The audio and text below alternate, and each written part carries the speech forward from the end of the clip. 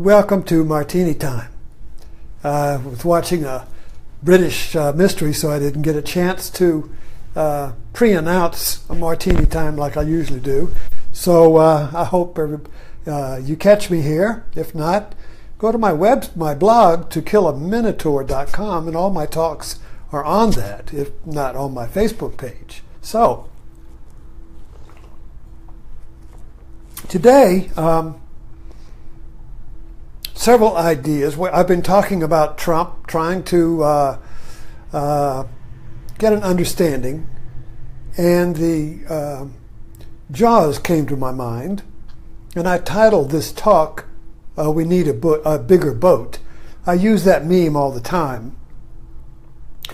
It's kind of like to me, it sums up the whole movie, Jaws. We need a bigger boat. So, looking at our political current situation, when the boat gets too small, the life is going to give you a bigger boat.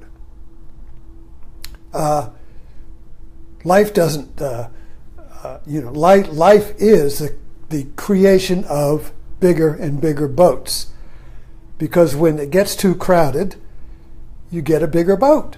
When the beehive gets too crowded, they leave and make another beehive. When an ant colony gets too big, they make another ant colony. So when things get too crowded, you make a bigger boat. This whole country was built on going west. When it got too crowded in the east, you went west. So it's always this expansion, you see, of creating a bigger boat in whatever form it takes. Whether it's yourself, whether you keep expanding yourself and growing and creating bigger boats, you see, or you get different philosophies or religions or understandings that creates a bigger boat, because if you don't, the pressure will sink the boat. When the tension when the tension is too great in the boat, it either sinks or you get a bigger boat. When it's too crowded, you either get a bigger boat or the ferry tips over and everybody drowns. Well, it's kind of like our nation is in that place. And the boat that we're in has been, the ferry boat we're in, which contains the left and the right, has been crossing the channel for 40 years. And instead of getting to the other shore with a bigger boat, it just kind of like circles back around. So the ferry boat that we've been on isn't letting us out into the other shore with a bigger understanding. It just goes back around and repeats the same trip. And it seems to me we're reaching a point of no return, or that we're reaching a point of collapse of the boat we've been in. It's just not working. The Republicans are unable to pass anything, and even if they pass something, we don't want it. So it's funny, we say, oh, they're not passing anything. Well, look what they're trying to pass. It's a good thing they can't pass it. It's like, Trump's not passing anything. Well, why? Well, it's a good thing. Actually, he's not really proposing anything except just rubber stamping what the Congress is putting out, and we don't want that. So there's a certain, the Republican ferry boat is not getting to the other shore, and the Democrats are still trying to figure out who they are. I got to think today, Elizabeth Warren, there was a post on Elizabeth Warren who said the Democrats should get behind a single payer. And I thought, wow, that clicked. Now, what the whole country needs is a single cause that everyone can get united behind. World War II was the last time this country was united. It was a single cause: defeat Hitler and Tojo. The whole country, everything. Small town people, everybody was involved. A single cause, a single enemy, unites everybody. And the Republicans had done this. Before Clinton, it was communism that united the Republican Party. And so then when communism left, they had to come up with a new enemy. It was the government. And then, of course, Clinton was president, and Clinton shot himself in the whatever. So he became immorally unfit, which connected with the evil government. And then Obama came along, and he was racially unfit. So that connected with government. So this whole thing that's been uniting the Republicans has been, we're not Clinton, we're not Obama, we're not liberal. We're outside the government. We're going to be the outsider that comes in and fixes the government. You know, kind of like you fix your hard drive, your operating system by sticking in a utility disk that's outside of it, you know. So Trump kind of came in like the utility disk that's outside of government. But it's obvious that he's not fixing anything. And so I think that the way out of this gridlock, this ferry boat that won't get to the other shore, that's just recycling itself in different forms, is coming to an end. Nothing's working. And this is a condition for creativity. So I'm very optimistic because I understand what the conditions are for creativity. That's what Buddhism is all about. There's the Four Noble Truths. This is suffering. There is a cessation of suffering if you see the cause. And if you see you can see there is a cause, and you can see there is suffering. The ferry boat going around and around. There is a cause, and the seeing of the cause is the end of the effect of the cause, which is suffering. And the fourth is, these are the conditions that create the first and second and third step to happen. It has to happen. Creativity has to happen spontaneously. Creativity is the spontaneous response to gridlock. Creativity is life's response to the small boat. Creativity is the intention of life to expand and transcend itself and create new unities. See, Hegel, a philosopher of the 1800s, came up with what he called the dialectic, which was the logic of progress. We all are familiar with this, but we don't know its source. But basically, he says there is a thesis, or an idea, and then there's an antithesis, yin and yang. There's opposite. There's conflict between the two. Each one is vying to be the one, and then out of this tension, a synthesis is created, which is a single idea that includes the thesis and the antithesis. So we have today the left and the right is thesis and antithesis, and we are in the process of creating a synthesis, or a new whole, or a bigger boat that holds the two parents. That's what a child is. A child is a new boat or being that holds the genes of the opposites' parents, you see. Life does this spontaneously all the time. And so does consciousness. Awakening is a synthesis of either or, of duality. So when the tension of duality reaches a saturation point, there is awakening or destruction. Can go either way. Either way. But the tension cannot stand. The tension of opposites feeding each other, wah, wah, wah, wah, wah, wah, wah, like a microphone in an amplifier. Wah, wah, wah, wah, wah. That can't go on forever. It reaches a saturation point, and it either generates the energy for a transcending new idea or self-destruction, you see. Take World War I. Wah, wah, wah, wah, wah. Thesis, antithesis. Germany, England, France, wah, wah, wah.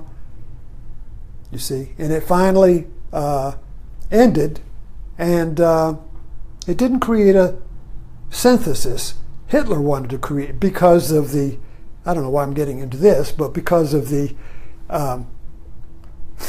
injustice of the treaty. Hitler was born to create a synthesis, which was Germany is the one. Well, how did that work out? But anyway, the idea is that when you have a gridlock and it's a dragon eating itself and it self-feeds, wah, wah, wah, wah, like that, you see, there is a saturation point.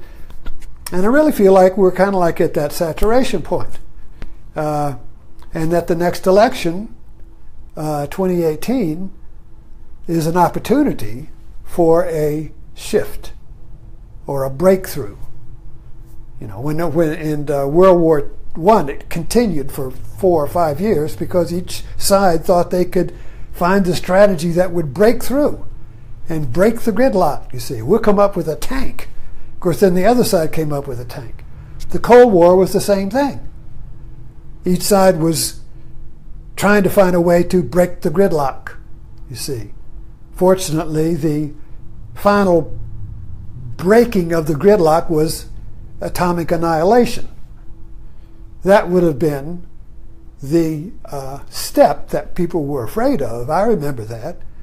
People were afraid that the gridlock of the Cold War, incapable of coming up with a creative solution, would trigger the nuclear end to the whole thing.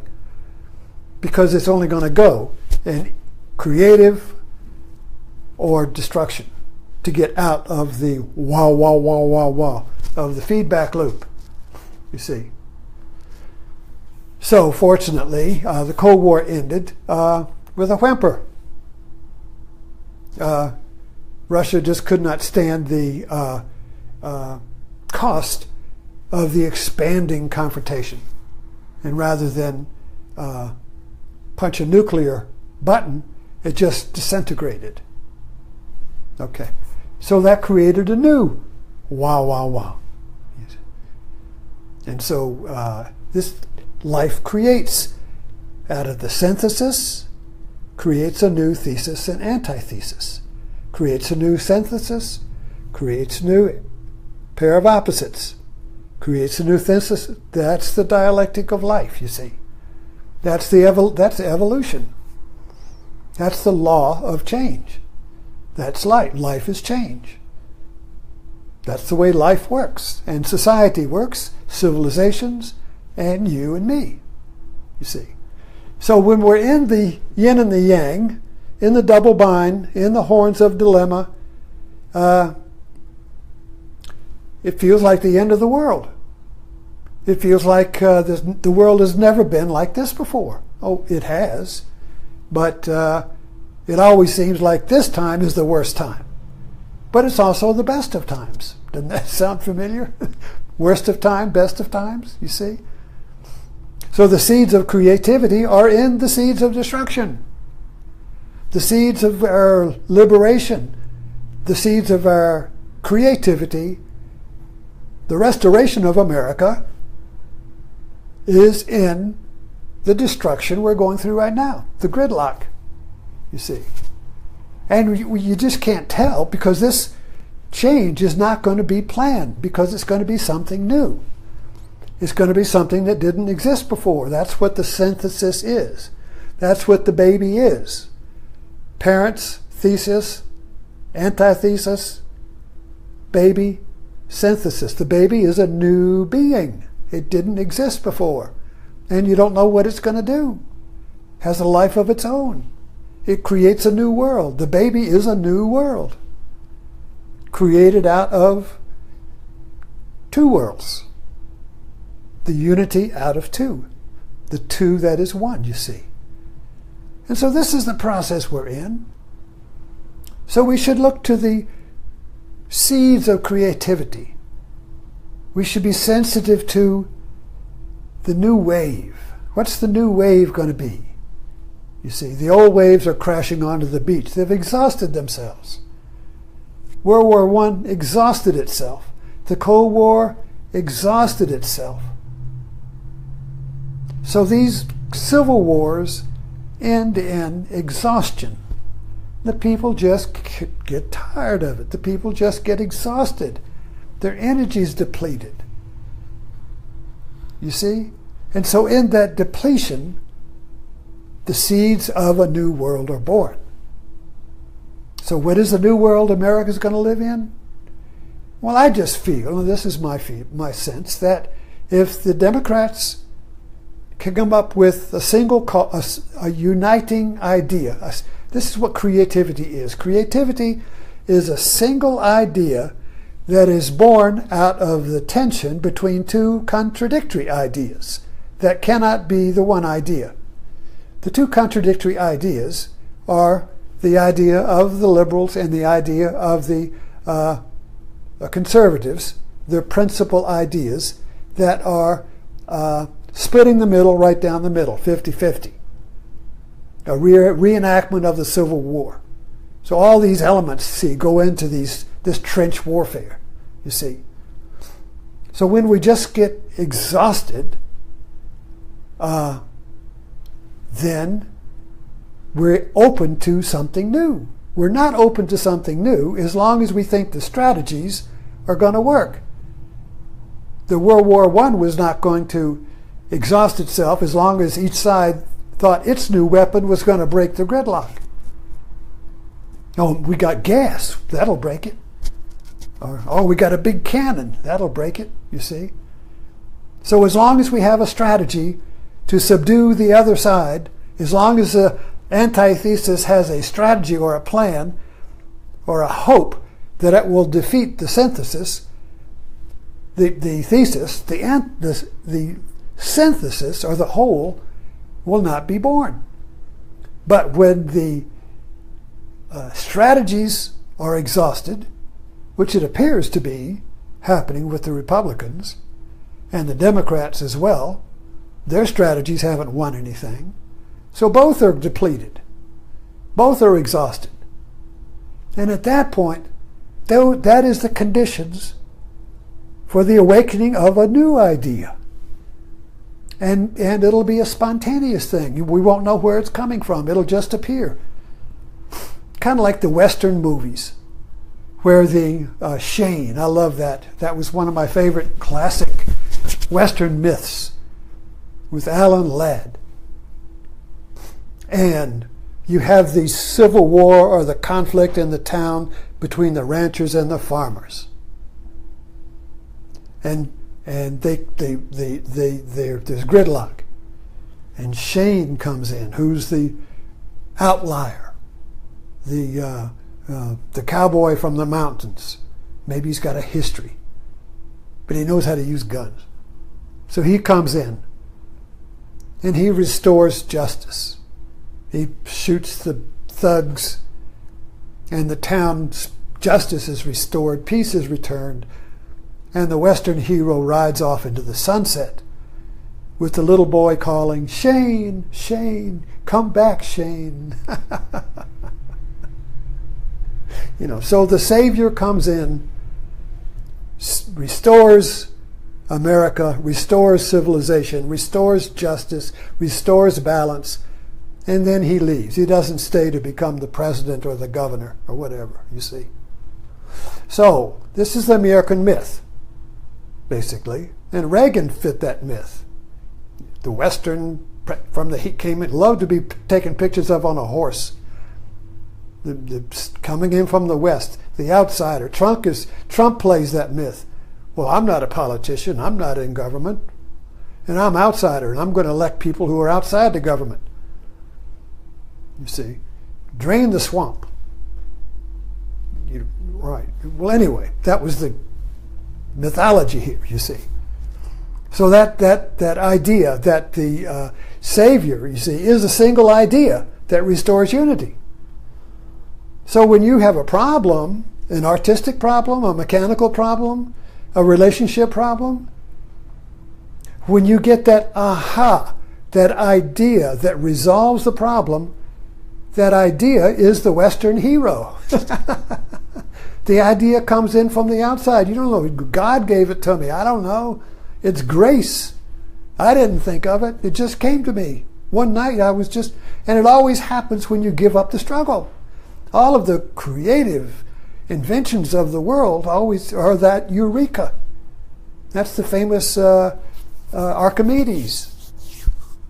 The perfect metaphor for this. So the king gave him a crown of gold and said, I want to know how much gold is in here, so how valuable it is.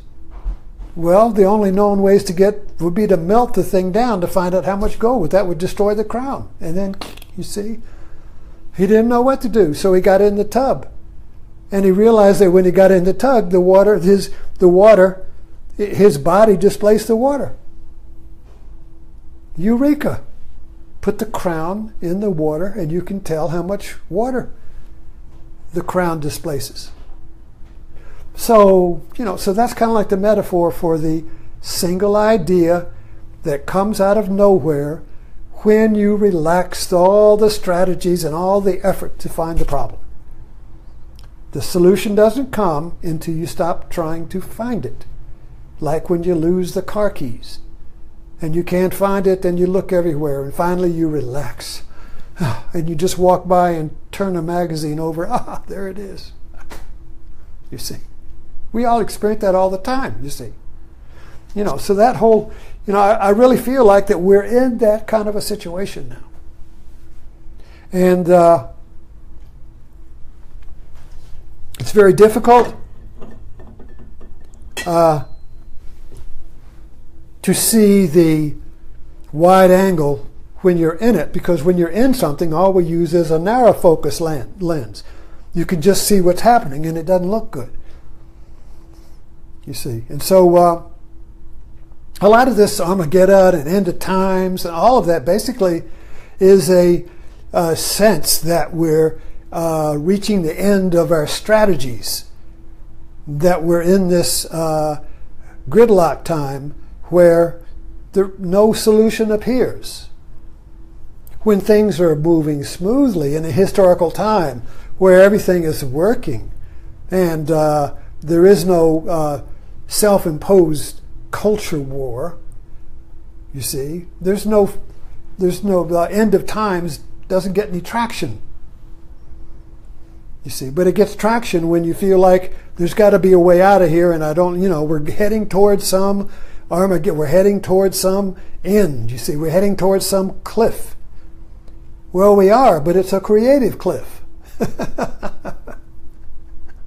We are, but it's a creativity always comes out of death of all your strategies, out of death of all your plans and hopes. When the whole thing goes crashing down, that's when creativity is born out of the funeral pyre. Out of the funeral pyre. Persia's ancient religion of Zoroastrianism is about the phoenix bird that rises out of its own ashes. The firebird, you see. It's burned up and it's resurrected. And Christianity has that. Jesus Christ is the dying and resurrected Son. The Son dies and is reborn out of his death. This is a universal theme. It's not just a Christian religious idea. Joseph Campbell pointed that out. This is a universal principle of death and resurrection. And we live it all the times in everyday mind, in little things. The death of your hope and expectations is a resurrection of a new idea, a rebirth of yourself, a rebirth of the country, a renaissance. That's what Renaissance is, a rebirth out of the death The king is dead. Long live the king, you see. So that's where we are right now. Kind of like in the disintegration and the, I don't know what the hell's happening, out of that comes the seeds of our own American recreation and our personal recreation, because this is individual and collective. It's all the same process going on. Rebirth in our individual lives, rebirth in our collective national life, you see. It's all the same laws. It's all the same process. So anyway, thank you for dropping in, and I'll see you in the morning.